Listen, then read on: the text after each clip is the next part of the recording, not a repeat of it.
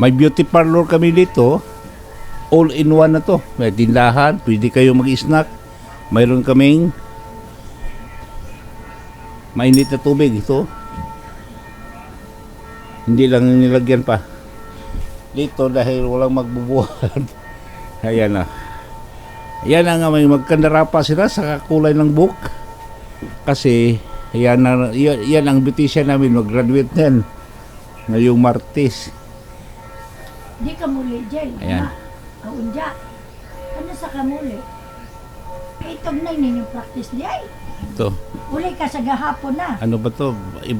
Panibagong kulay dahil hindi lang maganda. Ano mo diferensya dyan?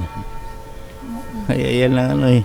Wala ko na kung manok na. Kaya yung kung gusto kayo magpakulay ng buhok dito lang. Tumatanggap kami. Lahat nandito na eh. Pwede kumain, pwede mag-snack. Pwede meron konti kami, bibili. Kung anong bibilihin nyo. May dinapay. Okay. Before yan, before. Tingnan natin ang after mamaya. Ha? Tingnan natin ang after. Okay. May kumpara natin kung anong kaibahan.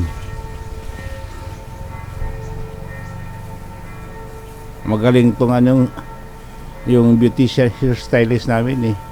Pero yung kurso niya iba no, hindi culture no, beauty culture. Hotel management, hotel ba? Mawa? Hotel management, dapat sa hotel siya trabaho. Oo nga no, nagbago, parang umitim konti. May brown pero Brown ba to? umitim, oo. May brown. Hindi katulad kanina, parang medyo halatang halata na ano.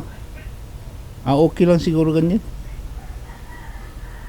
Hindi na ko makita mawa ko dyan. Sama ka na sa Dari dyan okay. masa, dami.